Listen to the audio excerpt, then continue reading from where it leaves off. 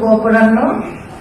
আমি পাড়ায় বাংলাদেশের বাহাই সমাজ এবং আমার ব্যক্তিগত আমার পক্ষ থেকে আপনাদের সকলকে অনেক অনেক শুভেচ্ছা এবং স্বাগতম আমাদের জাতীয় বাহাই কেন্দ্রে। এবং আজকে আমাদের সাথে যারা আছেন উপস্থিত ব্র্যাক বিশ্ববিদ্যালয়ের শিক্ষক এবং শিক্ষার্থীবৃন্দ এবং শান্তি মিত্র, বিশেষ করে শান্তি মিত্রের এক্সিকিউটিভ ডিরেক্টর মিস সুবর্ণা পলি রং, আমাদের অনেক সৌভাগ্যবান যে উনি আমাদের সাথে রয়েছেন। তো আমরা যদিও আজকে অনুষ্ঠান একটু দেরি করে আমাদের বিভিন্ন সমস্যার জন্য আমরা শুরু করছি দেরি করে, সেজন্য দুঃখিত। তো আমি কথা বেশি বলবো না, আমরা ডাইরেক্ট প্রোগ্রাম শুরু করব। তো হোলি রাইটিংস বিভিন্ন পবিত্র গ্রন্থ থেকে পাঠ করবে মিস প্রভা দাস। আমি রিকোয়েস্ট করছি তাকে আসার জন্য। নিশ্চয়ই যারা বিশ্বাস স্থাপন করেছে, যারা ইহুদি এবং খ্রিস্টান ও সাবুইন, যারাই আল্লাহ এবং শেষ দিবসে বিশ্বাস করে এবং সৎকর্ম করে, তাদের জন্য পুরস্কার তাদের প্রতিপালকের নিকট আছে। তাদের কোনো ভয় নাই এবং তারা দুঃখিত হবে না। কোরআন সূরা বাকারা আয়াত 2। সত্য যা আছে তা এক, জ্ঞানীগণ একে বিভিন্ন নামে ডাকেন। ঋগ্বেদ। মন্দের পরিশোধে কাহারও মন্দ করিও না, সকল মানুষের দৃষ্টিতে যাহা উত্তম ভাবিয়া চিন্তিয়া তাহাই করো। রোমিও। অসীম প্রেম বিশ্ব জুড়ে ছড়িয়ে দাও। মহাত্মা বুদ্ধ। সকল ধর্মের অনুসারীদের সাথে বন্ধুত্ব ও সৌহার্দ্যের সাথে চলো, তোমরা একই বৃক্ষের ফল ও একই শাখার পাতা। বাহাউল্লাহ। ডক্টর মাহমুদুল হক, মিস নাজিয়া আলম এবং ডক্টর কলিজ আলী। তো মিস্টার মাহমুদুল হক এবং অন্যান্য দুইজন বক্তা যারা আছেন তাদের সম্পর্কে আমি একটু সংক্ষিপ্ত পরিচিতি দেব। মিস্টার মাহমুদুল হক তিনি পেশায় একজন শিক্ষক এবং অনুবাদক। তিনি ঢাকা বিশ্ববিদ্যালয়ের বিশ্ব ধর্ম এবং সংস্কৃতির একজন অতিথি লেকচারার। তিনি আজকে আমাদের সঙ্গে বাহাই ধর্মের ইতিহাস সম্পর্কে কিছু বলবেন। এবং আমাদের দ্বিতীয় বক্তা হলেন মিস নাজিয়া আলম। তিনি একজন মা এবং গৃহিণী। তিনি শিশু ও কিশোরদের মানসিক এবং আধ্যাত্মিক শিক্ষার ক্ষেত্রে একজন সক্রিয় কর্মী। মিস নাজিয়া আজকে আমাদের সাথে প্রাতিষ্ঠানিক শিক্ষার পাশাপাশি শিশু এবং যুবকদের জন্য আধ্যাত্মিক শিক্ষার প্রয়োজনীয়তা সম্পর্কে আমাদের সাথে বলবেন। তৃতীয় বক্তা হিসেবে আমাদের সাথে রয়েছেন ডক্টর কলিজ আলী। ডক্টর আলী পেশায় একজন ডেন্টাল সার্জন এবং দুইজন মেয়ে শিশুর একজন গর্বিত বাবাও, এবং তিনি একজন সমাজকর্মীও। এবং ডক্টর আলী যে বাহাই ধর্মের যে কোনো শাসক শ্রেণী নেই, যে শাসক শ্রেণীর অনুপস্থিতিতে বাহাই কার্যক্রমগুলি কিভাবে পরিচালনা করা হয় সেই সম্পর্কে আমাদের সাথে বলবেন। এবং আমি অনুরোধ জানাচ্ছি যে ওনাদের তিনজনকে মঞ্চে এসে ওনাদের আসন গ্রহণ করার জন্য। Thank you.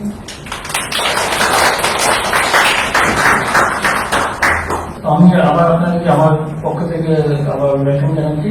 আর আমি খুব যেহেতু আপনাদের এমনি তৈরি হয়েছে, আমরা আপনাদেরকে ডিটেইন করবো না বেশিক্ষণ। তো আমি সংক্ষিপ্তভাবে বাংলাদেশে বিশেষ করে বাহাই ধর্মের ইতিহাস বলবো। এটা আসলে খুবই একটা ইন্টারেস্টিং স্টোরি।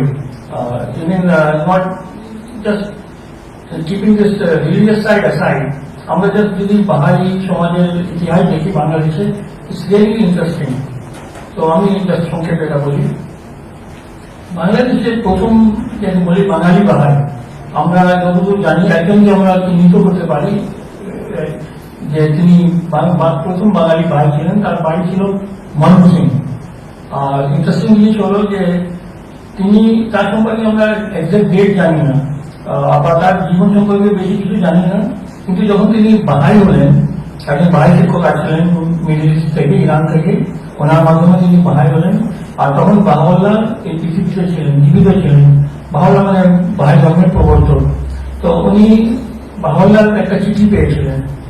তো ওখান থেকে আমরা জানি যে ওই চিঠিতে কোনো ডেট নাই, কিন্তু ওই চিঠি অ্যাড্রেস করা হয়েছে একজন মোহাম্মদ ইসাদ নামের একজন ময়মনসিংহের। ওনাকে চিহ্নিত করা হয়েছে মোহাম্মদ ইসাদ ফ্রম চিটাগং, ময়মনসিংহ। তো উনি রেকর্ডেড প্রথম বাঙালি বাহাই, কিন্তু এর বেশি আমরা কিছু জানি না। এটা জানি যে তিনি 1892 আগে বাহাই হয়েছিলেন। ছোট বাংলা 1892 মৃত্যুবরণ করেন। So this is one point. আর এইটাকে বেশি আমরা জানি না। আর একটা ইন্টারেস্টিং জিনিস হল, বাংলাদেশের বাহাই সমাজের যাত্রা আসলে শুরু হয়েছে 1920-এর দশকে। এখানে আমার একটা টুইস্ট আছে ইন্টারেস্টিং, যে এই যে বাঙালি বাহাইরা বেশ সংখ্যায় বাড়ি ধর্মে গ্রহণ করলো, বাংলাদেশে না, তারা বার্মায় ছিল। আমরা জানি যে এক সময় ব্রিটিশ সময়ে অনেক বাঙালিরা হয় কলকাতা যেত জীবিকার জন্য বা পড়াশোনার জন্য, অথবা যেত রেঙ্গুনে, মান্ডালে। তো ওখানে এই চিটাগংয়ের অনেক বাঙালি ছিল, তারা ওখানে আর বার্মায় আগে থেকে একটা বাঙালি সমাজ ছিল, ওখানে ইরানি বাঙালি ছিল, ইউরোপিয়ান বাঙালি ছিল, আর ইন্ডিয়ান ছিল অনেক। তো তারা প্রথমে বাহির ধর্মের বাণী রেঙ্গুনে পেল, আর তারা বাহির ধর্ম গ্রহণ করলো ওখানে। আর এই সময় ছিল 1920s-এ। তো আমরা বলতে পারি বাংলাদেশে অ্যাকচুয়ালি বাহির ধর্মের যাত্রা শুরু হয়েছে আজ থেকে 100 বছর আগে। তো তারা তখন বার্মায় ছিল যে তারা 6 মাস যদি বার্মায় থাকে, 6 মাস চট্টগ্রামে কাজ করে, ছাত্রা নিয়ে। তো এইরকম আসা যাওয়া ছিল। কিন্তু যখন পাকিস্তান হলো, তারপরে বার্মায় অনেক পরিবর্তন আসলো রাজনৈতিক, তখন এই আসা যাওয়া বন্ধ হয়ে গেছে। কিন্তু বাই দ্যাট টাইম ওই চিটাগংয়ের বাঙালিরা বাংলাদেশে স্থায়ীভাবে সেটেল হয়ে গেছে। কিন্তু তখন ওদের সংখ্যা অনেক কম ছিল। 47-এ যখন পাকিস্তান হলো, তখন আরেক দল ইন্ডিয়ার বিভিন্ন রাজ্য থেকে, যেমন বিহার, পশ্চিমবাংলা, ইউপি, ওখান থেকে অনেকই বাঙালি আসতো। তাহলে 1947-এ বাংলাদেশের বাহির ইতিহাসে আরেকটা পর্ব শুরু হলো, যে তারা এখন হিসাবে, কিন্তু তখনও খুব অল্প সংখ্যক ভাই ছিল। আর তারা তাদের অ্যাক্টিভিটি রেখেছিল যে তাদের ছেলে মেয়েদেরকে বাড়ি শিক্ষায় শিক্ষিত করা বা নিজেদের মধ্যে প্রার্থনা করা, একসাথে ভাই পবিত্র দিবসগুলি পালন করা। তো এইভাবে প্রায় 1960 এইভাবে ছিল। অল্প সংখ্যক ভাই ছিল, mainly based in Dhaka and Chittagong. আর by that time Bahai in Chittagong, those the original ones, the 1920s, they were old and from the time when so slowly the center of activities moved to Dhaka. Dhaka is Bahai Samaj slowly grew and really a boost came in 1960s. 1960s এর মধ্যে বাহাইরা তাদের যে একটা বড় ছিল, যে ছোট্ট একটা কমিউনিটি, তাদের মধ্যে তাদের অ্যাক্টিভিটিস, ওটা থেকে বেরিয়ে এসে তারা গ্রামে গ্রামে এই বাণীটা নিয়ে গেল যে মানব জাতির একতা, সমস্ত ধর্মের মূলে। এই যে 3টা বাহিনীর মূল শিক্ষা আছে, যে যেহেতু সৃষ্টিকর্তা ঈশ্বর আল্লাহ হয়, তাহলে আসলে তার ধর্ম হয়। এবং এই যুগের জন্য শিক্ষা বাহিরা বিশেষ করে সেটা হলো থার্ড ইউনিটি, হলো unity of mankind in all senses, জাতি, ধর্ম, জেন্ডার সব নিয়ে। তো আপনি একটু আমাদের জেন্ডার ওটা দেখতে পাচ্ছেন যে আমাদের একজন স্পিকার নাই, নাহলে মেয়েরা বেশি হতো, আমরা আর আমাদের নিকট তিনি আমাদের জাতীয় বাহিনী পরিষদের সেক্রেটারি জেনারেল। তো এটা আমি নট কমপ্লেনিং, আমি just statement of fact. So এটা আছে। সো ইন দিস ওয়ে 60s-এ আমাদের বাংলাদেশের বাহিনীর সংখ্যা বৃদ্ধি আর আমাদের সামর্থ্য এটা করা শুরু করলো। আর আজকে আমরা যে দেখছি এটাও আসলে শুরু হয়েছে তখনই। যেমন আমাদের বাহিনীতে যেহেতু পরে আমার ডক্টর আলী বলবেন, উনি জানাবেন যে আমাদের যেহেতু কোনো প্রিস্টহুড নাই, কোনো ক্লেরিক্যাল অর্ডার নাই, তাহলে আমাদের পরিষদের দরকার হয়, নির্বাচিত পরিষদ। তো নির্বাচিত পরিষদ আমাদের প্রথম বাংলাদেশে নির্বাচন হয়েছিল 1952-তে ঢাকায়, আর পরের বছর চিটাগংয়ে হলো। আর এখন বাংলাদেশের বিভিন্ন গ্রামে শহরে আমাদের স্থানীয় পরিষদ আছে। আর বাংলাদেশ যখন স্বাধীন হলো, তখন বাংলাদেশের টোটাল বাংলাদেশের যে জাতীয় পরিষদ, একটা স্বাধীন দেশ যেহেতু, জাতীয় পরিষদ গঠন হলো, নির্বাচিত হলো, সেটা হলো 1972-তে এপ্রিল মাসে, এপ্রিল মে আমাদের এই সময় নির্বাচন হয়। তো আমাদের 1972-তে জাতীয় পরিষদ গঠন হয়ে গেল পৃথিবী সব দেশের মতন। And then from then on আমাদের প্রাইভেট টাইম, আমাদের সংখ্যা, আমাদের সামর্থ্য, এক্সপিরিয়েন্সের সাথে সাথে অনেক কাজ এগিয়েছে। আর এই যে সেন্টার দেখছেন, এই বিল্ডিং, এটা খুব নতুন। আমাদের অরিজিনাল বিল্ডিং যে পাশে দেখছেন, ওটা পাঁচশানব্বই থেকে। তো যে অ্যাক্টিভিটিস আমাদের যে বেড়েছে, এটা আমরা বিশ্বাস করি যে আমরা বিশ্বাস করি আমরা ভালো কাজ করছি। মানুষ জাতির একতা, জেন্ডার ইকুয়ালিটি, শিশুদের বড়দেরও নৈতিক শিক্ষা, আমরা বিশ্বাস করি এই কাজটা আমরা একা করতে পারবো না। এটা হলো এটা সমাজ সামর্থ্য। যেখানে আপনি যে কাজ ভালো পাচ্ছেন আমরা ওখানে যোগ দিব। আপনি যদি মনে করেন যে আমরা এই সেক্টরে ভালো কাজ করছি, আপনার ব্যাংকে আমাদের সাথে কাজ করার। তো এই জন্য আমি আজকে বিশেষ করে এই ধরনের প্রোগ্রাম নিয়মিত হয় বিভিন্ন ইউনিভার্সিটি বা এজেন্সিদেরকে নিয়ে। But I am really happy today because this part of this programme is শান্তি মিত্র। কেন শান্তি মিত্রের সাথে আমরা খুব অল্পই কাজ করেছি, but we really admire their work and there is lot to learn from them. আমরা এটা দেখেছি। So we are very happy and grateful that Shanti Mitra has come with this programme. এটা আসলে শান্তি মিত্রের প্রোগ্রাম, আর আপনারা যারা আছেন ব্যাংক থেকে। So I thank every single one of you. তো এইভাবে 1990s থেকে আমাদের এই সোশ্যাল ওয়ার্ক বলেন, মানুষের সাথে ইন্টারাকশন বলেন, এটা সব বেড়েছে। সেটা আমি আমার হিস্ট্রিতে ফিরে যাই যে বাংলাদেশে যদিও আমি বলছি যে 1920s থেকে আসলে ধর্মের যাত্রা যা আমরা রেকর্ড পাই, ওই যে মোহাম্মদ ইসাদ ছিলেন ময়মনসিংহের, ওনার সম্পর্কে আমরা শুধু নাম জানি আর নিশ্চিত যে তার রেকর্ড আছে এটা। কিন্তু 1920s আর 30s পর্যন্ত আমাদের লিটারেচার বা এসব ছিল না। 1933-তে প্রথম বাহাই স্ক্রিপচার বাংলায় অনুবাদ হয়েছে, আর খুব সুন্দর একটা অনুবাদ ছিল। এত সুন্দর স্ট্যান্ডার্ড ছিল এই বাংলার যে আমরা যারা আমাদের যারা ট্রান্সলেটার তারা আজকে ওই বেঞ্চমার্ক টাচ করার চেষ্টা করছে। এত সুন্দর আপনারা যদি দেখেন আমাদের স্ক্রিপ্টের যে অরিজিনাল আর্টিকেল ছিল ওটা বাংলা হয়েছে। তো 1930-এ একজন খুব নাম করা একজন সাহিত্যিক এবং বুদ্ধিজীবী আবুল ফজল, তিনি পরে বাংলাদেশের সময় মন্ত্রীও ছিলেন। আবুল ফজল বাংলাদেশের প্রথম মানে বাহিরের কিছু লেখার আগে আবুল ফজল উনি একটা বাংলা পত্রিকা ছিল ও নাম করা ভারতবর্ষ, ওখানে তিনি একটা আর্টিকেল লিখেছিলেন বাহাই ধর্ম সম্পর্কে, খুবই অ্যাকুরেট। ওটা এখনো আমাদের জন্য একটা গর্বের কারণ যে যখন পুরো দক্ষিণ এশিয়ায় 1000 বাহাইও ছিল না, তখন তিনি ওই বাংলায় একটা আর্টিকেল লিখেছেন। পরবর্তীতে স্লোলি ইন্টেলেকচুয়াল সার্কেলসে আমাদের সম্পর্কে একটু আগ্রহ হয়েছে। বিশেষ করে রিসেন্টলি ঢাকা ইউনিভার্সিটির গত 6 বছর ধরে একটা বিভাগ আছে, বিশ্ব ধর্ম সংস্কৃতি বিভাগ, ওখানে বাহাই ধর্ম একটা সাবজেক্ট আছে। তো ওটা আমার সুযোগ হয়েছে যে আমি সম্মান যে আমি ওখানে টিচার হিসাবেও সার্ভ করেছি। তো নর্মালি ওরা অনেক স্টুডেন্ট আছে, আজকে শুধু আমাদের একজন আসছে ঢাকা ইউনিভার্সিটি থেকে, কেন ওদের সেমিস্টার ব্রেক ওরা অনেকে অন্যদিকে ব্যস্ত আছে।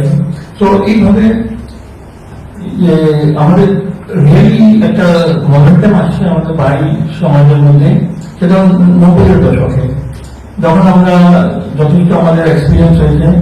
আর আমরা যে এটা সম্পর্কে জানতে বলবেন যে আমরা কিভাবে শিশুদের আর কিশোর যুবকদেরও ওই নৈতিক শিক্ষা, নন সেক্টেরিয়ান এমন কিছু আমাদের আমরা তৈরি করেছি যেটা ওয়ার্ল্ড ওয়াইড ইউজ হচ্ছে। ওখানে এটা এমন কোর্সগুলি যে কোনো ধর্মের মানুষ করতে পারে, but it is spiritual base.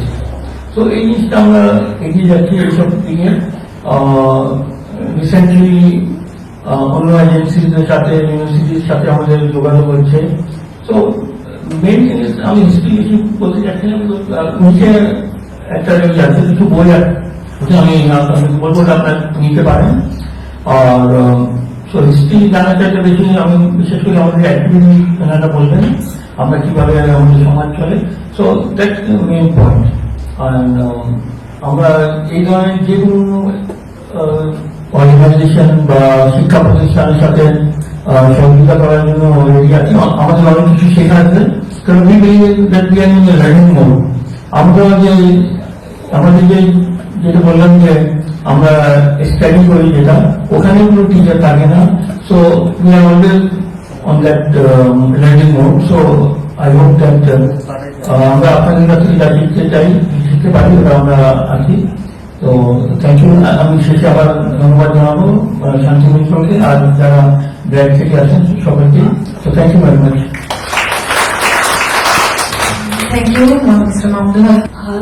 সবাইকে বিশেষ করে এখানে আমাদের শান্তি মিত্র বন্ধুদেরকে অনেক অনেক স্বাগত এবং খুবই খুশি লাগছে যে সবাইকে আমরা দেখতে পেরেছি এবং একসাথে আবার আমরা মিলিত হতে পেরেছি, এবং তার সাথে সাথে ব্র্যাক ইউনিভার্সিটি যে স্টুডেন্টসরা আছেন তাদেরকে পেয়েও আমরা অনেক খুশি, কেন একটা সুন্দর একটা রিলেশনশিপ আমাদের আজ থেকে বন্ড একটা স্ট্রং হয়ে গেল আমাদের মধ্যে।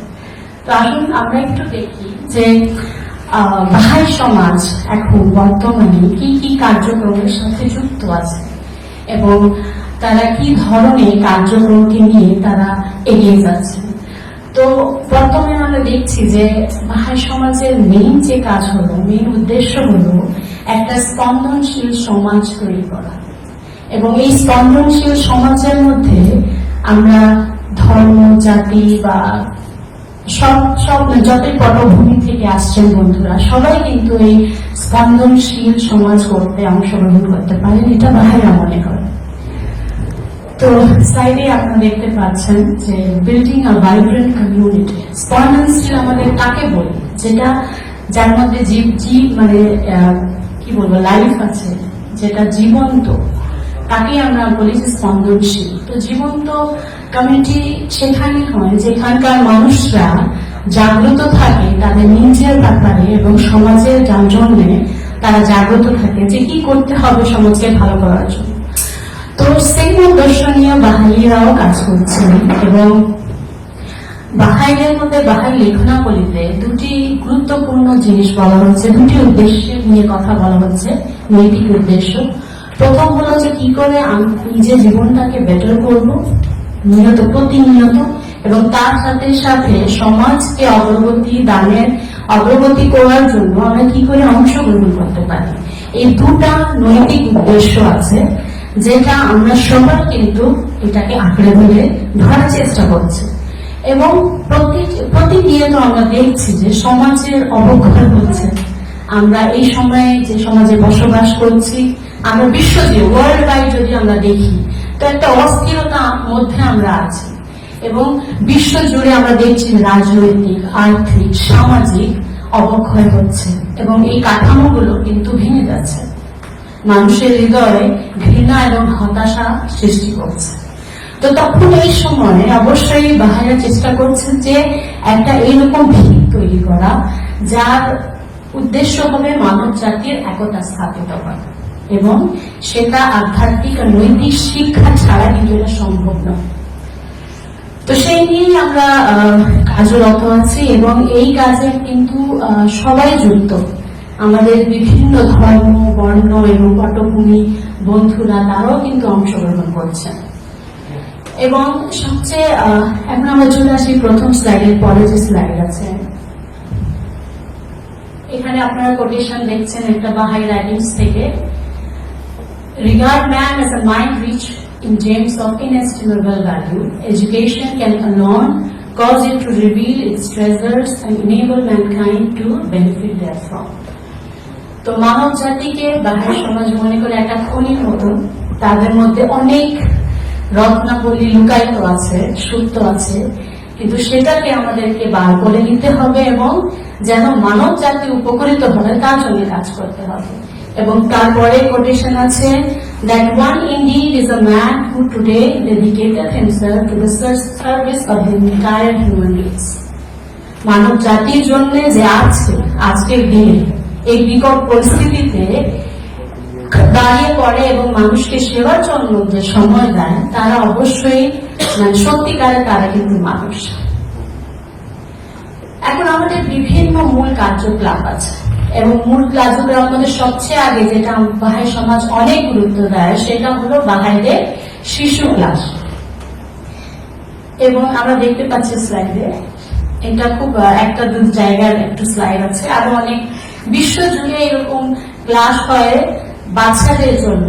বয়স 6 থেকে 10-এর মধ্যে যারা বাচ্চারা, তাদেরকে নিয়ে এই ক্লাসগুলো আয়োজন করা হয়, এবং এর উদ্দেশ্য হলো যে তাদের মধ্যে যে আধ্যাত্মিক এবং নৈতিক গুণাবলী আছে সেটাকে অলরেডি আছে, সৃষ্টিকর্তা দিয়েছে, সেটাকে আরো উজাগর করা, এবং গানের মাধ্যমে, গল্পের মাধ্যমে, ঈশ্বরের বাণীগুচ্ছের মাধ্যমে তাদের ভেতরে সত্যবাদিতা, ভালোবাসা, উদারতা, এই গুণাবলী যেন তারা শো করতে পারে, আত্মসাৎ করতে পারে, সেই জন্য চিলড্রেন ক্লাস তাদেরকে নেওয়া হয়। কেন কোন সমাজে ভবিষ্যৎ ডিপেন্ড করে বাচ্চাদের উপর, সেই জন্য বাহাই সমাজ বাচ্চাদের উপর অনেক বেশি গুরুত্ব দিচ্ছেন। তারপরে চলে আসছে আমার সেকেন্ড স্লাইডে, যেটা হলো জুনিয়র স্পিরিচুয়াল এম্পাওয়ারমেন্ট প্রোগ্রাম, কিশোর কিশোরী আধ্যাত্মিক ক্ষমতায়ন কার্যক্রম। এই বয়সে 11 থেকে 15 মধ্যে যে গ্রুপ, ফিলসফার্সরা অনেক থিঙ্কার্সরা ভাবেন যে এই গ্রুপ হলো প্রবলেমেটিক, ক্রিটিক্যাল, কিন্তু বাহাইরা বিশ্বাস করেন যে এই গ্রুপ হলো সবচেয়ে বেশি, তাদের মধ্যে মেধা থাকে সেই সময়, তারা অনেক শক্তিতে ভরপুর, এবং যে ক্লাস তারা নেওয়া হয় সেখানে তারা শেখে যে তাদের যারা ক্লাস নেয় তাকে অ্যানিমেটর বলা হয়, এবং তাদের থেকে কিছু বছর বয়সে অ্যানিমেটর হয়। তো অ্যানিমেটর তাদের সাহায্য করে যে কি করে তারা শনাক্ত করতে পারে যে চারিপাশে আমাদের কি পজিটিভ এবং নেগেটিভ ফোর্সেস কাজ করছে, এবং কি করে আমরা পজিটিভ ফোর্সেস কে আমাদের জীবনে আনতে পারি এবং নেগেটিভ ফোর্সেস থেকে আমরা আমাদের দূরে রাখতে পারি। এবং তার সাথে সাথে তারা সোশ্যাল অ্যাকশনেও কিন্তু অংশগ্রহণ করে। যেমন এই তো বিশ্বজুড়ে এই প্রোগ্রামগুলো হচ্ছে, ইউএসএ, লন্ডন, ভারত, বাংলাদেশ, পাকিস্তান, সব জায়গায়। তো ওখানকার বাস্তবিকতা দেখে এই কিশোর কিশোরীরা তারা বিভিন্ন সোশ্যাল অ্যাকশনে কাজ করে। যেমন হতে পারে গ্রামগঞ্জে তারা পরিষ্কার পরিচ্ছন্নতা নিয়ে কাজ করছেন, কোথাও কোথাও তারা তাদের ছোট যারা বাচ্চা তাদেরকে পড়াচ্ছেন, এবং হতে পারে কোনো কোনো জায়গা তারা যে মাদক দ্রব্য কতটা ক্ষতিকর সেটা নিয়ে জাগরুকতা প্রসার করছেন। তো এইগুলো অ্যাক্টিভিটিস নিয়ে আমরা জুনিয়র ক্লাসকে তৈরি করি যেন তারা এটা বুঝতে পারে যে তাদের জীবনের উদ্দেশ্য কি। তারপরে চলে আসছে আমাদের স্টাডি সার্কেল, যেখানে বিভিন্ন পৃষ্ঠভূমি, ধর্ম, বর্ণ মানুষ এখানে অংশগ্রহণ করেন, এবং সবাই মিলে একটা পরামর্শ করে ক্রিয়েটিভ ওয়ার্ডস গুলো পড়াশোনা করেন, এবং তখন ডিসাইড করেন কি করে আমি আমার জীবনটাকে বেটার করতে পারি এবং সমাজে অবদান রাখতে পারি, সমাজকে রূপান্তর করার জন্য আমার যে করণীয় সেগুলো কি করে করতে পারি। এই স্টাডি সার্কেলের মাধ্যমে অনেকগুলো বই আছে এখানে, এখন 14 অব্দি আমাদের কাছে আছে। যারা বুক 3 এবং 5 করেন তারাই কিন্তু এই শিশু ক্লাস বা জুনিয়র স্পিরিচুয়াল এম্পাওয়ারমেন্ট প্রোগ্রাম তাদের শিক্ষক এবং অ্যানিমেটর হয়ে সমাজে সেবা দান করেন। তো বেসিক্যালি স্টাডি সার্কেল আমাদের মধ্যে সামর্থ্য, ক্ষমতা তৈরি করে, একটা দৃষ্টিভঙ্গি তৈরি করে যেন সমাজের উন্নতির জন্য আমরা অবদান রাখতে পারি। আর একটা কোর অ্যাক্টিভিটিস আছে আমাদের ডিভোশনাল গ্যাদারিংস, ভক্তিমূলক সভা। এটা খুব ইন্টারেস্টিং। আমাদের সবাই আমাদের ক্রিয়েটারের সাথে একটা আলাদা একটা সম্পর্ক, কিন্তু এখানে দেখা হয় যে বিভিন্ন ধর্ম থেকে মানুষ এক জায়গায় বসছেন, সামূহিক ভাবে তারা সৃষ্টিকর্তার নাম গান করছেন, তাকে স্মরণ করছেন, এবং একটা এরকম পরিবেশ সৃষ্টি করছে যে পরিবেশটা মধ্যে তারা ঐক্যতা স্থাপিত করতে পারছে, তাদের বন্ধুত্ব আরো প্রগাঢ় হচ্ছে এবং ফ্যামিলি রিলেশনশিপ আরো স্ট্রং হচ্ছে। তো এই ইফেক্ট এরকম হয় কেন, এটা বিভিন্ন ধর্মের লেখনাবলী থেকে পড়া হয়, আলাপ আলোচনা করা হয়, তখন ওইগুলো মানুষের মধ্যে ইফেক্ট করে এবং সবাই বুঝতে পারে যে আমাদের উদ্দেশ্য একই, আমরা যে সমাজে থাকি এই সমাজকে সুন্দর করার জন্য আমাদের কি করণীয়। তারপরে আমরা চলে আসি এই 4টা কোর অ্যাক্টিভিটিস এর বিষয়ে একটু বললাম। লাস্টে আমরা জাস্ট একটু সময় নেব যে এখন কমিউনিটি বিল্ডিং অ্যাক্টিভিটিসে মহিলাদের কি অবদান, এটা নিয়ে একটু বলতে চাই, বেশি সময় নেব না, দুপুরের সময় আমি বুঝতে পারছি কষ্ট হচ্ছে। তো মহিলা আসলে আমরা বাহিরের দৃষ্টিভঙ্গিতে মহিলার উন্নয়ন বা উন্নতি একটা বিবর্তনীয় প্রক্রিয়া, এবং তার জন্য লং স্ট্যান্ডিং যে ওল্ড ট্র্যাডিশন গুলো সেটাকে সাইড করে দিতে হয় এবং একটা ইউনিফাইড প্যাটার্ন অফ লাইফ আমাদেরকে আঁকড়ে ধরে নিতে হয়, এটা বাহাইরা বিলিভ করে। সেই জন্য মহিলাদেরকে একটা প্রশ্রয় দেওয়া হয় যে ডিসিশন মেকিং এর সময় তাদের মতামত দরকার, প্ল্যানিং এর সময় তাদের মতামত দরকার, ইভেন তারা যেন বোথ মেন অ্যান্ড উমেন তাদের এডুকেশন যেন প্রপার ব্যবস্থা করা হয় সেটার জন্য চেষ্টা করা হচ্ছে। এবং আমরা জানি যে বাহাদার একটা সিদ্ধান্ত আছে জেন্ডার ইকুয়ালিটি, তো তার মধ্যে যে সবাই সমান অধিকার পাক সেটার জন্য কাজ করা হচ্ছে এবং বিভিন্ন ওয়ার্কশপ, সেমিনার, কনসালটেটিভ গ্যাদারিং এগুলোতে মহিলাদের পার্টিসিপেশনকে এনকারেজ করা হচ্ছে। ইভেন যে আমাদের বাহাই ইনস্টিটিউশনের মহিলারা, এই যে দুজন মহিলা বসে আছেন আমাদের ইনস্টিটিউশনের সদস্যরা, মহিলাদেরকে আরো বেশি ফুল পার্টিসিপেশনের জন্য এনকারেজ করা হয় এবং প্রত্যেক লেভেলে যেখানে যারা আছেন, যেমন গ্রামীণ লেভেলে যে মহিলারা আছেন তারা বাড়িতে বাচ্চা কাচ্চা দেখাশোনা করছেন, তারাও কিন্তু বাড়িতে বসে বসে তারা কিন্তু সুশুরের ক্লাস নিচ্ছেন, জুনিয়রদের ক্লাস নিচ্ছেন, সমাজের সোশ্যাল অ্যাকশন যদি কিছু হচ্ছে ডিসকোর্সে তারা পার্টিসিপেট করছেন। তো এই সব দিকে বাহাইরা খুব নজর দেওয়ার চেষ্টা করছে যে কি করে তাদেরকে সশক্তিকরণ মানে ক্ষমতায়ন করা হয় এবং এর সাথে সাথে অনেকগুলো ওয়ার্কশপস অ্যারেঞ্জ করা হচ্ছে যেখানে মহিলা পার্টিসিপেট করছেন এবং প্রতিনিয়ত দেখা যাচ্ছে যে প্রতিনিয়ত মহিলাদের পার্টিসিপেশন বাড়ছে এবং তাদের ক্ষমতা যে ফুললি ইউটিলাইজ করা যে চিন্তা ভাবনা তাদের মধ্যে অনেক জাগ্রত হচ্ছে। তো এইটা ছিল আমার একটু জিস্টে বললাম একটু বক্তব্যে। এখন আমি মিস্টার কলেজকে বলবো। হ্যালো জেনজি, নাস্তা কম ছিল মনে হয়, আওয়াজ কম শোনা যাচ্ছে, এত দেরি করেছে। আমি জেনজি আওয়াজ শুনতে পারি নাই, 1 বছর আগে অনেক আওয়াজ ছিল। এটা অ্যাকচুয়ালি আমাদের জন্য অনেক সৌভাগ্যবান একটা দিন যে এই জুলাই মাসে জেনজিদের সঙ্গে আমরা সময় কাটাচ্ছি। রিয়েলি আমার মনে হয় যে আমাদের সবার পক্ষ থেকে জেনজিদের জন্য একটা মিসেস নাজিয়া যেটা বলছিলেন যে এই যে কিশোর যুবক তাদের যে একটা অনেক বড় একটা তাদের যে দায়িত্ব এবং আপনারা পালন করে দেখেছেন, দেখাবেন। আজকে আপনারা যে এখানে অংশগ্রহণের জন্য আসছেন, বিশেষ করে ধন্যবাদ শান্তি মিত্রকে যে আপনাদের সাথে দেখা করার একটা সুযোগ করে দিয়েছে আমাদেরকে। এটা অনেক অনেক বড় একটা আমাদের ফরচুনেট আমরা আমাদেরকে মনে করি। আপনারা বাংলাদেশের বাহাই ইতিহাসের ব্যাপারে শুনেছেন, বাহাইদের কিছু কিছু কার্যক্রমের ব্যাপারে শুনেছেন। আমি খুঁটিনাটি কয়েকটা জিনিস আপনাদেরকে বাহাইদের বাংলাদেশের জিনিস কিছু শেয়ার করব। পাশাপাশি আমি এটাও বাহাই কনসেপ্টটাকেও একটু ক্লিয়ার করব, আর বাহাই অ্যাডমিনিস্ট্রেশন জিনিসটার ব্যাপারে আমরা জানবো যে বাহাই অ্যাকচুয়ালি ধর্মটার ভিতরে কিভাবে চলছে সেই জিনিসটা আমি জানাতে চাচ্ছি। প্রথম জিনিস হচ্ছে বাহাইরা একটা জিনিস বিশ্বাস করে, সেটা হচ্ছে যে foundation of all religion is one. সকল ধর্মের ভিত্তি এক, সব ধর্ম একই কথাই বলছে, সব ধর্ম কিন্তু ভালো জিনিসই বলছে। যদি কোনো ধর্ম পেয়ে থাকে যে চুরি করতে বলে আমাকে বলেন। তারপরে আরেকটা বিশ্বাস হচ্ছে প্রগ্রেসিভ রেভেলেশন। যদি ধর্ম সব একই কথাই বলে তাহলে এতগুলি ধর্ম দরকারটা কি?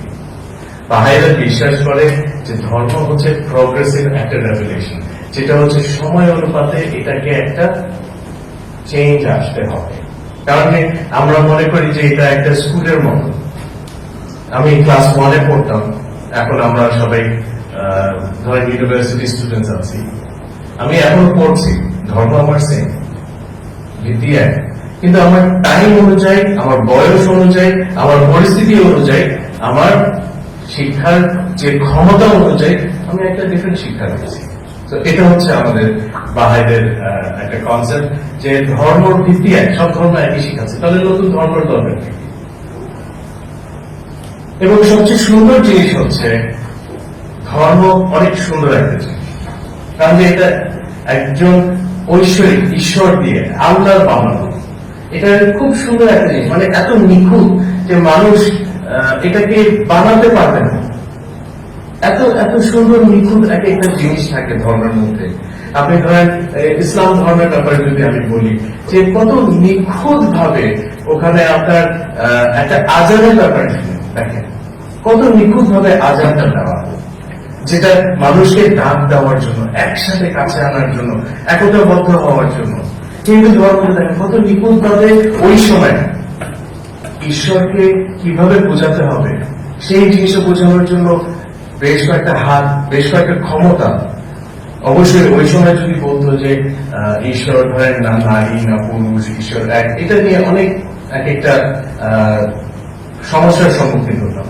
তা আমরা এটা বলতে পারি যে ঈশ্বরের বানানো যে ধর্ম সেটা অ্যাকচুয়ালি এত নিখুঁত, so beautiful, so elegant, just like wow.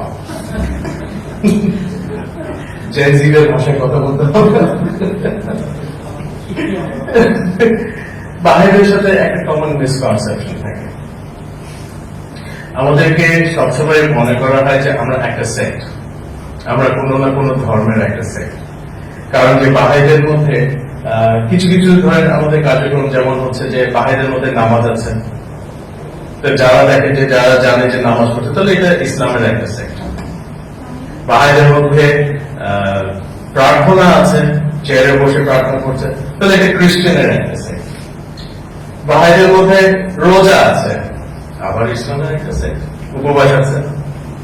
বাহিরের মধ্যে ঈদ আছে, ইসলামের একটা সেক্ট। বাহিরের মধ্যে কুরবানি ঈদ নাই, তাহলে ওরা গরু খায় না। বিশ্বাস করেন আমরা কিন্তু অনেক বঞ্চিত হই কুরবানি ঈদের সময়।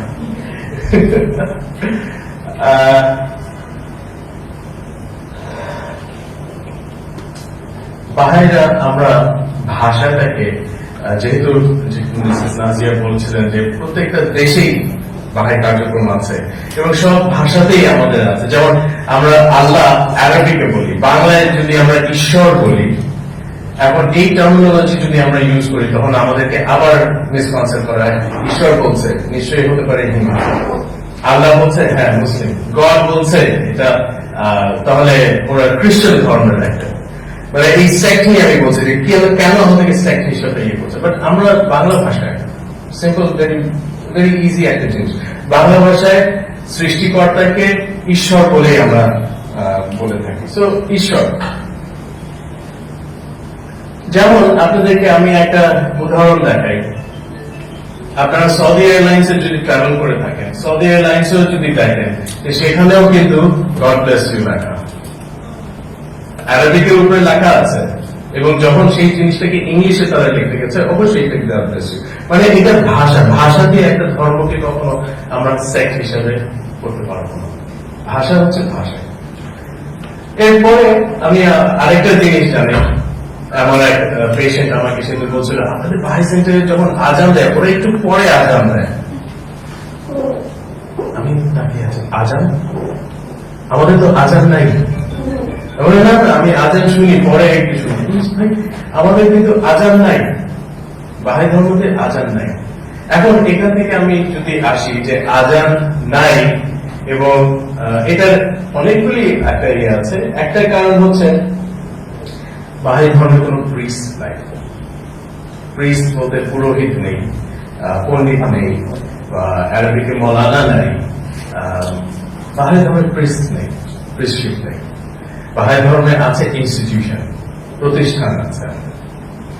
প্রতিষ্ঠানের মধ্যে আমাদের যাওয়ার জন্য এই প্রিস্ট না থাকার কারণে এবং প্রতিষ্ঠান থাকার কারণে কিছু কিছু জিনিস আমি নিয়ে আসছি, যেটা হচ্ছে personal responsibility in spiritual matters. আধ্যাত্মিকতার যে জিনিসগুলি, এটা হচ্ছে ব্যক্তিগত একটা দায়িত্ব, এটা আপনার নিজের দায়িত্ব। কেউ আপনাকে বলবে না নামাজ পড়তে, কেউ আপনাকে বলবে না প্রার্থনা করতে, এটা আপনার নিজের একটা আধ্যাত্মিক দায়িত্ব। আমার দায়িত্ব নামাজ পড়া, আমার দায়িত্ব প্রার্থনা পড়া। তারপর হচ্ছে যে কেউ সত্যের অনুসন্ধান করা। কেউ ধরেন আপনাকে যদি কিছু বলে দিল, যে আমি আপনাকে বললাম হ্যাঁ হ্যাঁ ভাই ধর্মে এটা করা যাবে না, এটা হচ্ছে আপনার দায়িত্ব। কোথায় লেখা আছে ভাই ধর্ম, কোন বইতে লেখা আছে, কোন জায়গায় রেফারেন্স দেওয়া আছে, এই সত্যের অনুসন্ধান করাটাও আপনাদের একটা, আমাদের বাহিরের একটা নিজস্ব দায়িত্ব।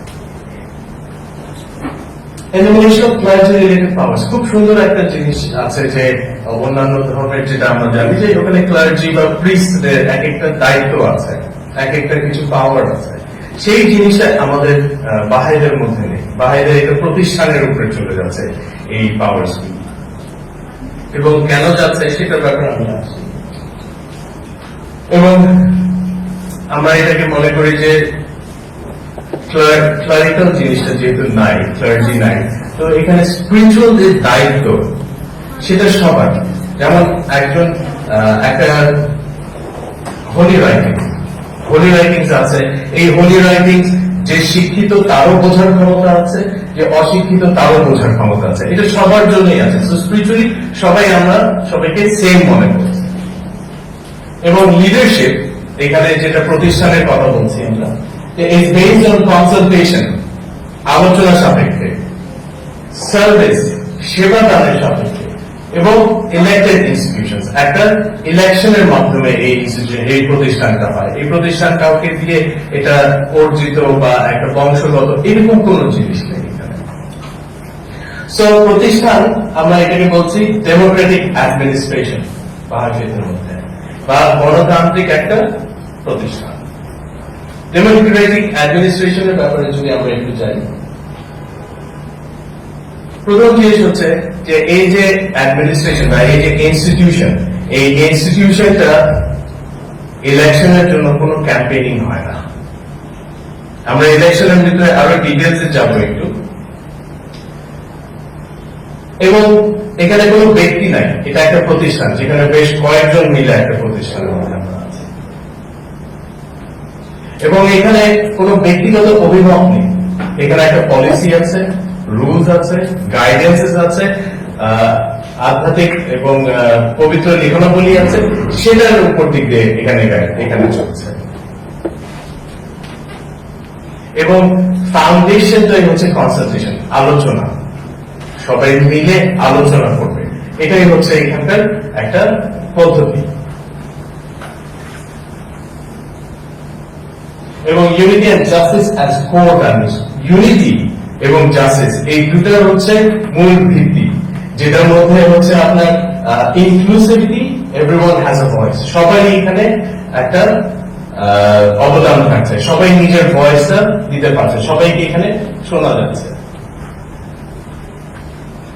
বাহাই ইনস্টিটিউশনস এর ব্যাপারে আমরা একটা ছবি দেখলাম। এখন বাহাই ইনস্টিটিউশনস কি কি আছে সেটার ব্যাপারে একটু আমরা জানি। বাহাই ইনস্টিটিউশনস এর মধ্যে আমাদের নির্বাচিত ইনস্টিটিউশন, যেটা কিছুক্ষণ আগে ইতিহাসের ব্যাপারে মাহমুদ হক স্যার যেটা বলছিলেন, যে ইতিহাস অনুযায়ী 1952 সালে প্রথম প্রতিষ্ঠান স্থাপিত হয় বাংলাদেশে, যেটা ঢাকাতে হয়।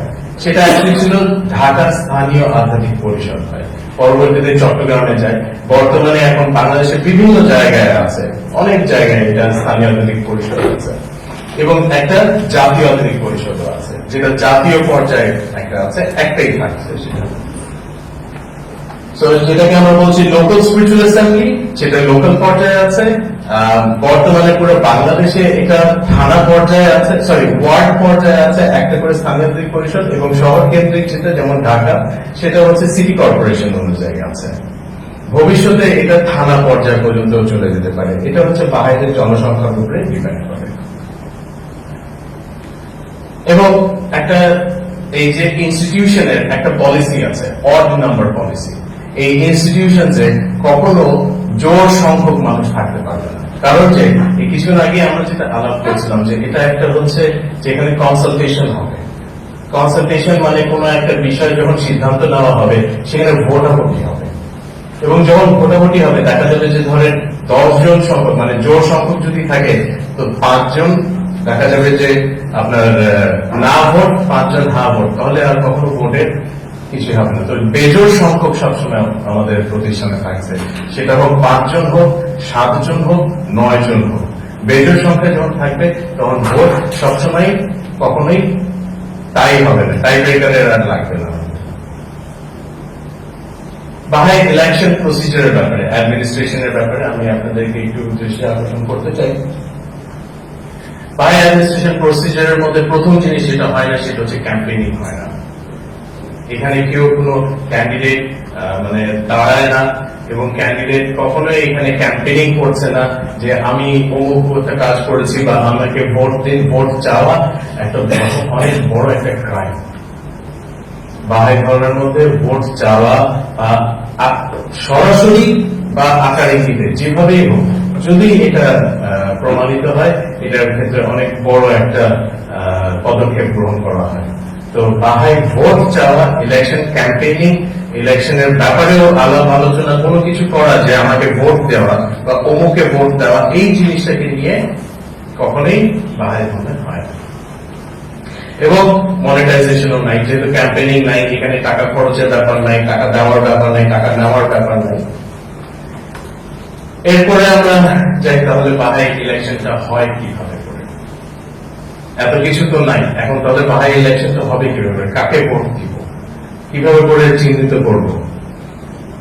তো এই ইলেকশনটা হয় হচ্ছে একদম শুরু হয়, আমি জাতীয়তাবাদী পরিষদের কথা বলছি, যে এটা শুরু হয় একদম আমাদের গ্রাম পর্যায়ে থেকে, যেখানে বাংলাদেশকে আমরা বিভক্ত করেছি 6টা অঞ্চলে, এবং প্রত্যেকটা অঞ্চলেই আমরা বাংলাদেশে ধরেন যদি 3 লক্ষ বাহাই যদি থাকে, এটা পুরো 3 লক্ষ বাহাই মিলেই প্রথম স্তর ইলেকশন করেন। এই প্রথম স্তরের ইলেকশনের মধ্যে তারা গ্রামের অঞ্চলে ওখানে ইউনিটস বসে, এবং এটা সাধারণত হয়ে থাকে হচ্ছে আপনার জানুয়ারি থেকে মার্চ মাসের মধ্যে, এবং এই ইউনিটসে তারা ডেলিগেটস ইলেকশন করেন। তো আমাদের ইউনিট কনভেনশন আমরা এটাকে বলে থাকি প্রথম স্তরের ইলেকশনকে। তারপর এটার মাধ্যমে সারা বাংলাদেশ থেকে বর্তমানে 19 জন ডেলিগেট ইলেক্টেড হন, এবং 19 জন ডেলিগেট এরপরে তারা জাতীয় কনভেনশনে একত্রিত হন, এবং এটা সাধারণত হয়ে থাকে এপ্রিল থেকে মে মাসের মধ্যে। এবং তারা এই 19 জন পুরো বাংলাদেশ থেকে তারা যারা 19 জনকে নির্বাচন করেছেন, তারা আসেন হচ্ছে জাতীয় স্তরে, জাতীয় পর্যায়ে। এটা ডেট রাখা হয় হচ্ছে আমাদের এপ্রিল থেকে মে এর মধ্যে, এর মধ্যেই হতে হবে। এবং তারা আসে, তারা এসে পুরো বাংলাদেশে তারা যাদেরকে চিনে, তারা যাদেরকে মনে করে, এবং এটার একটা প্রক্রিয়াও আছে, এটা একটা আধ্যাত্মিক প্রক্রিয়ার মধ্যে দিয়ে এটা যাওয়া হয়, যেটার মাধ্যমে চিহ্নিত করতে হয় যে কিভাবে করে কে সেবাদান দিচ্ছেন, কে সময় দিচ্ছেন, কার সুযোগ আছে, এবং এইভাবে করেই তারা নির্বাচন করেন 9 জনকে। তো যে প্রথমে আমি বলেছিলাম অড নাম্বারের একটা এখানে খেলা আছে, তো 9 জনকে ইলেক্ট করে থাকে। এই 9 জন মিলে তখন বলা হয় এনএসএ মেম্বার্স, এবং তারা নির্বাচিত হন 1 বছরের জন্য। এবং এই যে প্রক্রিয়া, এটা যেভাবে যায়, এই প্রক্রিয়ার মাধ্যমে যাওয়ার কারণে একটা ডাইভার্সিফিকেশন আসে। ডাইভার্সিফিকেশন এটা হচ্ছে আমাদের এই বছরের ইলেক্টেড মেম্বার্স 9 জন মেম্বার্স আছেন, মাঝখানে একজন আছেন যে উনি গেস্ট আসছিলেন। তো 9 জন মেম্বারদেরকে আপনারা দেখতে পাচ্ছেন এখানে বয়স, মহিলা পুরুষ, বিভিন্ন ব্যাকগ্রাউন্ডের, এইভাবে এটা কেউ কখনোই দাঁড়ায়নি কোন ইলেকশনে। এভাবে করেই পুরো বাংলাদেশ থেকে ইলেকশনের জন্য মানুষ এসে র্যান্ডমলি যাকে মনে করেন, যে উপযুক্ত মনে করেন, তাদেরকে ওনারা ইলেকশন এভাবে ইলেক্ট করে থাকেন। এবং বাংলাদেশের এই প্রক্রিয়ার মাধ্যমে, শুধু বাংলাদেশে না পুরো পৃথিবী জুড়ে বাহাইদের এই প্রক্রিয়ার মাধ্যমে ইলেকশন হয়ে থাকে। আশা করি আমি আপনাদেরকে একটা ছবি দেওয়ার চেষ্টা করেছি বাহাইদের অ্যাডমিনিস্ট্রেটিভ কিছু যেসব সম্মুখীন হচ্ছেন সেসব ব্যাপারে। তো সবাইকে ধন্যবাদ। আবার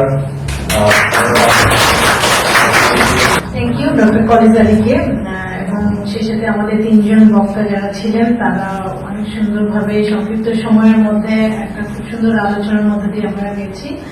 এখন ফ্লোর ওপেন আছে। এখন আপনারা যদি আপনাদের মধ্যে থেকে কেউ কিছু প্রশ্ন করতে চান, কিছু জানার থাকে, প্লিজ আপনারা হাত একজন করে হাত তুলে আমরা প্রশ্ন করতে পারি, এবং কাকে আপনারা প্রশ্নটা করতে চান আমাদের 3 জন বক্তার মধ্যে সেটাও নির্দিষ্ট করে দিলে ওনারা আপনাদের প্রশ্নের উত্তর দিতে পারবেন। মানুষই আপনাদের যেমন একটা সেন্টার আছে, বাহাই সেন্টার, ঢাকার যেমন ন্যাশনাল বাহাই সেন্টার বলা হয়, এরকম বাংলাদেশের প্রত্যেকটা জায়গায় যেগুলো আপনি নিয়ে আছে, দেশের কি প্রত্যেকটা জায়গায় এরকম সেন্টার আছে?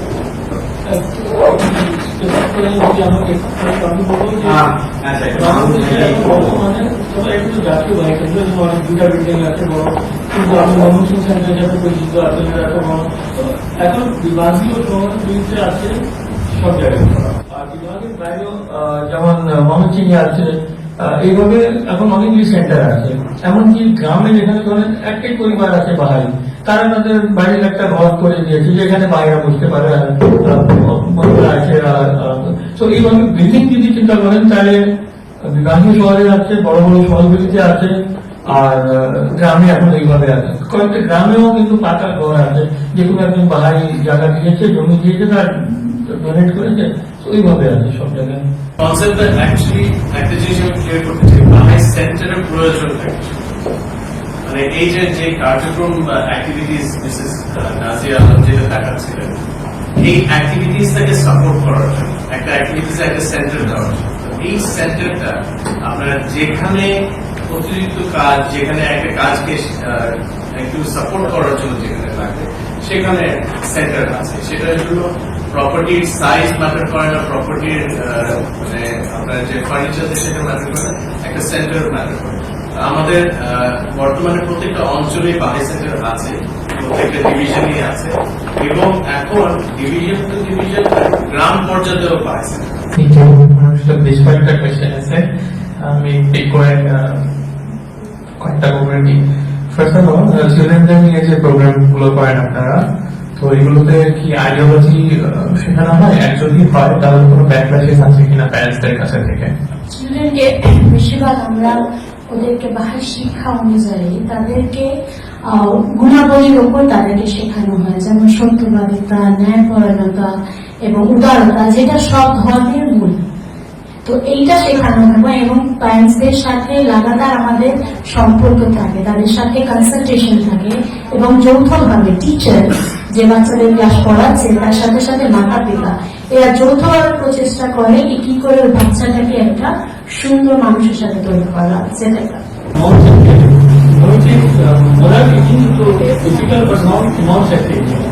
যেটা বলেন যে গুণাবলী তো আমরা গ্রামে বিশ্বাস করি যে সমস্ত ধর্ম মিলে।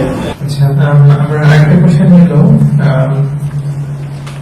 ইলেকশনটা নিয়ে, যে ফাইনালি যে 9 জন ইলেক্টেড হয় তার মধ্যে কেউ যদি রেসপন্সিবিলিটি নিতে না চায় তখন কি করা হয়? তখন সেখানে ওটাকে আমরা দুটা পদ্ধতি থাকে। যদি সে টাইমলি ওটাকে জানিয়ে দেন তাহলে নেক্সট, কারণ ভোট তো ধরেন 9 জন মেজরিটি ভোট হিসাবে হলো, এখন 10 জনও আছে, 10 নম্বরে যিনি আছেন তিনি একদিন চলে আসতে পারেন, অথবা আপনার এমনও হতে পারে যে উনি যদি দেরি করে রেজিগনেশন দিতে চান, যে মনে করছেন যে না আমি এখন বিদেশ চলে যাচ্ছি, আমি এখানে থাকতে পারবো না, সময় দিতে পারবো না, তখন হচ্ছে যে রি ইলেকশন হয় একজনের জন্য। না, তখন আমরা ব্যালট পাঠিয়ে দিই, অথবা যদি সুযোগ থাকে তাহলে 19 জন আবার এসে করা হয়েছে যে আমাকে কমিউনিটি একটা দায়িত্ব দিচ্ছে, আমি ওটা এড়িয়ে যাবো। তো এবার যেটা আমি বলি না যে একবারে ফিক্স না যে আমি বিদেশে যাচ্ছি বা আমার পড়াশোনার চাপ বেশি, আমি লাস্ট কোয়েশ্চেন, পাহাড়ি রাইটিং বলতে এক্স্যাক্টলি কি বোঝানো হয়? যে কোনো পাবলিকেশন অর আপনার যে স্ক্রিপ্টের গুলো? তাহলে যেহেতু উপবাসের কথা এসেছে, তা আপনারা কিভাবে উপবাসটা করেন? মানে মুসলিমরা যেভাবে রোজা রাখেন সকাল থেকে সন্ধ্যা পর্যন্ত একটা নির্দিষ্ট সময়, তা আপনাদের কি এরকম আছে কিনা? আমাদের সূর্য সানরাইজ টু সানসেট পর্যন্ত না খেয়ে তোমাদের এখানে একটু ডিফারেন্স আছে, যে মুসলিমদের রোজাকে শুরু করা এবং শেষ করা অনেকটা অনেক বই আছে দেখবেন, কিন্তু আমাদের এক্সাক্টলি আমরা ঘড়ি দেখে ঘড়ি থেকে আমরা জানতে পারি যে সানসেট সানরাইজ হতো 6টা, আর মার্চ মাসে সারা দেশে মোটামুটি 6টা থেকে 6টা থাকে আমাদের অঞ্চলে।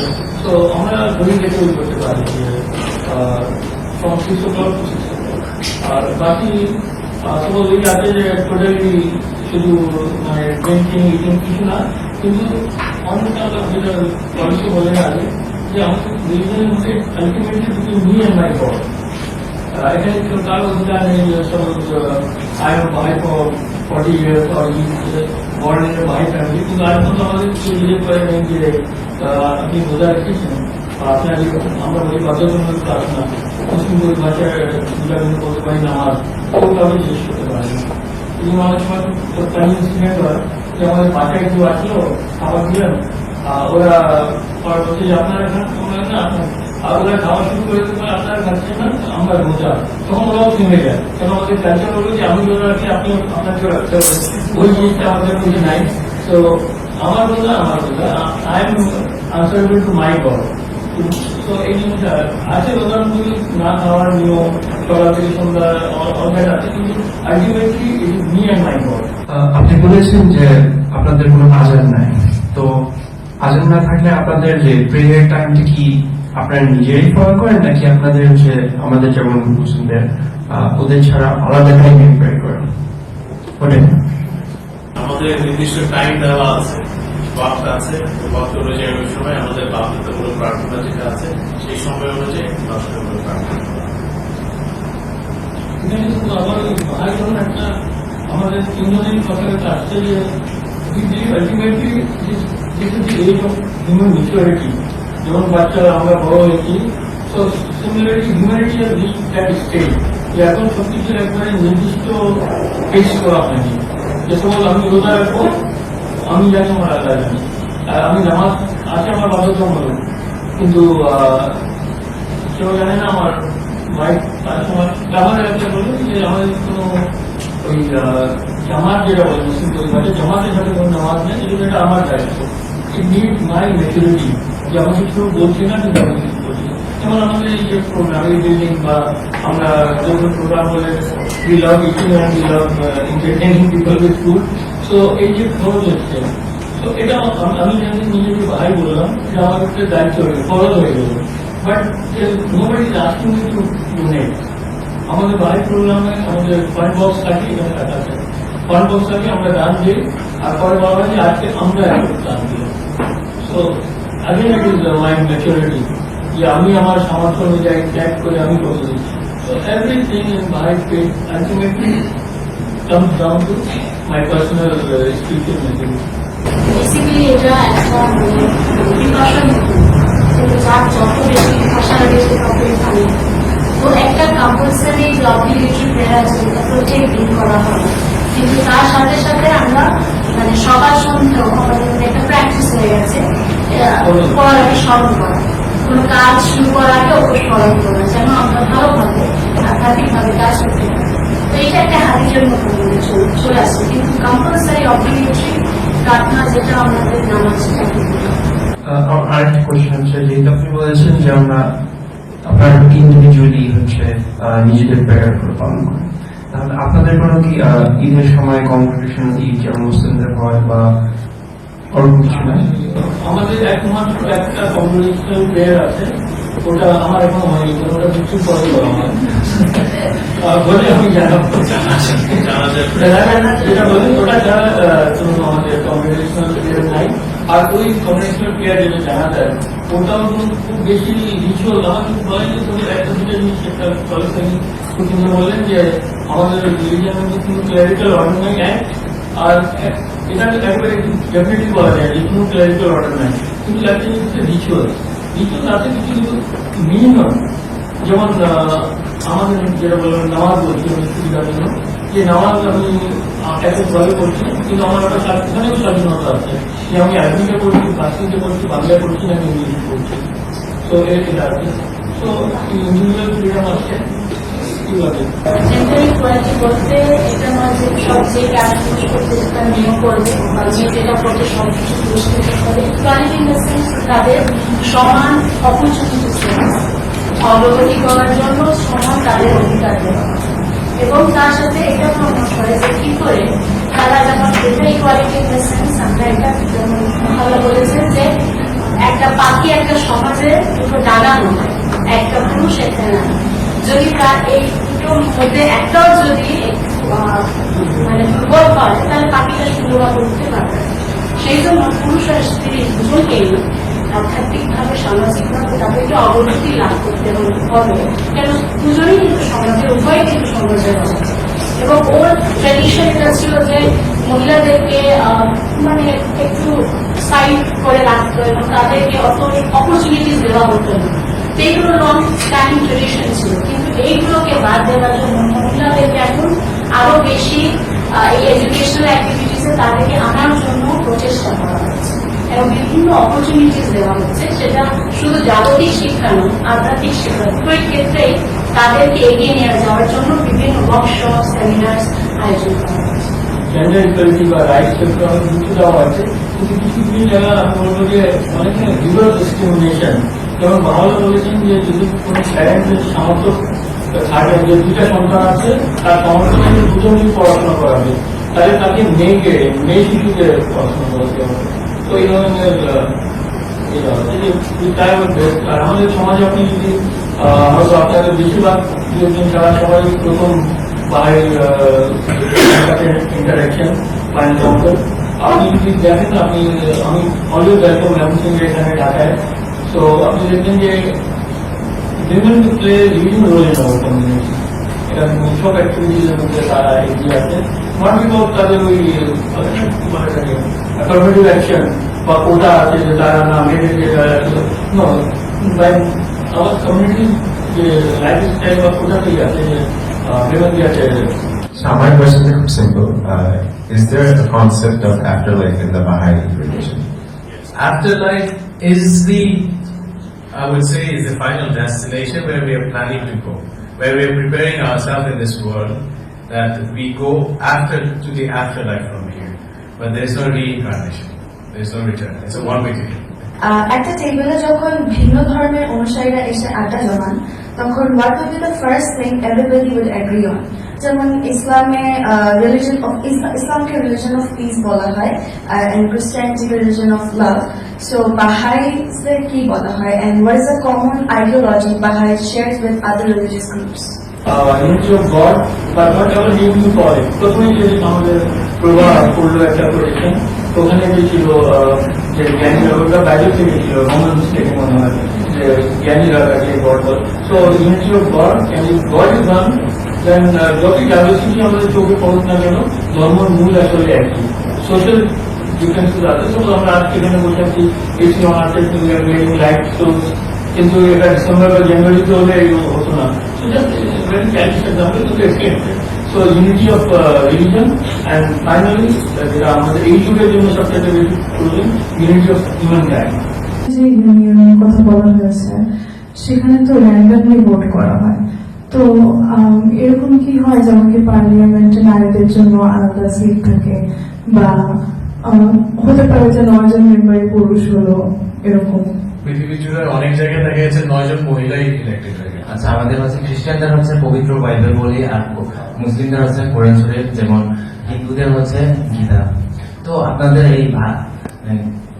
এই ধর্মের জন্য কি এভাবে কোনো নির্দিষ্ট বই বা গীতা বা কিছু আছে কি? যদি আমরা নেক্সট যদি আমরা রিসার্চ করতে চাই, সেক্ষেত্রে আমরা কি ওইখান থেকে আমরা হেল্প পাবো কিনা?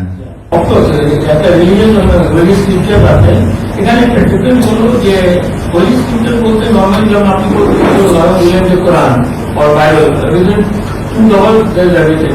So Baha'i concept যেটা হোলি রাইটিংসে, যে বিভিন্ন বিষয় বিভিন্ন আমরা রিভিল বুক বিশ্বাস করি, যেমন কোরআন রিভিল বুক, যেমন Bible, old testament, new testament, আমরা বিশ্বাস করি ওটা সব reveal book, but not under one cover.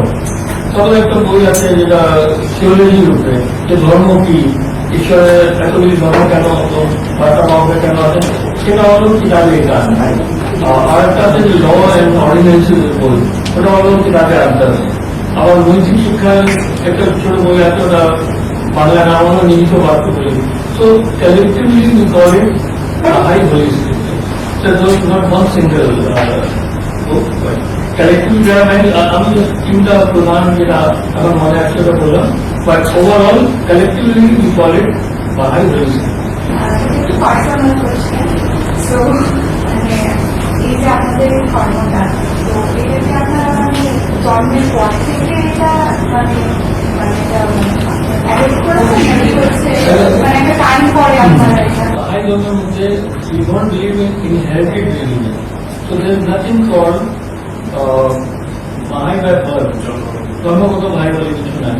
Suppose আমরা বাচ্চাদের যেটা বললাম যে আমরা বাচ্চাদেরকে নৈতিক শিক্ষা দিই at the age of 15, they decide by their own investigation. আমরা এটাতে ছেড়ে দিতে ওদেরকে ক্লাস করতে না, আমরা যদি নৈতিক শিক্ষা দিই। আর ওখানে সাপোজ আমরা প্রথম থেকে শিশু ক্লাস বসে আছে, ক্লাসের টিচার, তারা বাচ্চাদেরকে এটাই শেখান যে হিন্দু মুসলিম কিন্তু সবাই এক।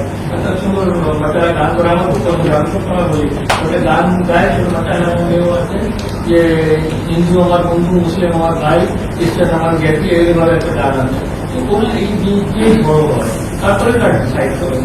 আর যদি suppose এখানে আর একটা যদি বলি যে আপনি যে কোনো বাহিনী আসলে ওই আসবেন অন্য বাহিনী অনুষ্ঠানে, আপনি যদি 10 জন বাহিনীর সাথে আপনার দেখা হয় দেখবেন যে ওখানে 6 বা 7 জন আমার মতন যে মতন তারা বাহিনী অন্য সমাজ থেকে বা সমাজ আসবে। এই আমাদের ডক্টর পলিসি একটা রিয়েলিটি যে অনেক কয়েক জেনারেশন ধরে বাহাই বা আমার ছেলে মেয়ে দাঁড়িয়ে আছে। তো বিকজ তো তার বাবা মা যেহেতু ভাই আর সে কিন্তু ডিক্লেয়ার করেছে এক সময় যে আমি ভাই সমাজ nothing for Bahai by world and everyone has this obligation to investigate the truth by himself or herself. মানে স্ক্রিপ্টে বলা হয় ওগুলো কি ফিক্স থেকে পরে আরো অ্যাড হতে পারে যেভাবে কোরআন নাজিল হয়েছে ওটা হোলি স্ক্রিপ্টার্স নাজিল হয়েছে, ওটাকে কেউ অল্টার করতে পারে, ওটা তখনই এটা হবে। এই যে প্রতিষ্ঠানের যে এটা আরেকটা জিনিস হচ্ছে খবরে, মানে এই প্রতিষ্ঠানের একটা অনেক বড় দায়িত্ব যেটা হচ্ছে সেটা হচ্ছে যে এইসব জিনিসের অল্টারনেট না হয়, বিভক্ত না হয়, বাহাই কখনো মানে বিভক্ত যেন না হয়, এটার মধ্যে ডিভিশন যেন আপনারা এটা অনলাইনেও পাবেন। বাহাই বিয়ে সম্পর্কে একটু শর্ট ওটা তোমাকে আলাদা বলে শুনছিলাম যে বিয়ে সম্পর্কে জানতে ভাই ছেলে মেয়ে উভয় যে কোনো ধর্মের মানুষকে বিয়ে করতে পারে বা যে কোনো ধর্ম নাই যায় এখানে ওই তো থ্যাংক ইউ সবাইকে। আপনারা